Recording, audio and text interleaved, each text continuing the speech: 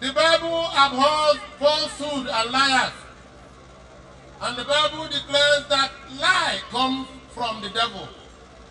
All those who told a lie that this flyover will not be a reality, my word for you today is shame unto you. And may God forgive you your trespasses.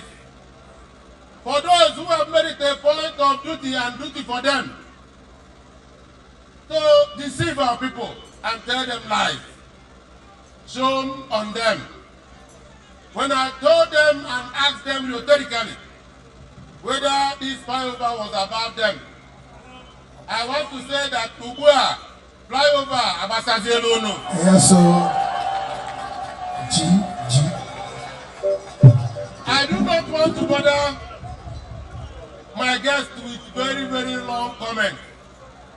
Because the governor of Rivers State, I deliberately chose him to come and commission this flyover today because he is the father and mother of all flyovers in Nigeria. And there is no better person that should come and commission this flyover apart from the man who knows the value of flyover and what it means to build a flyover.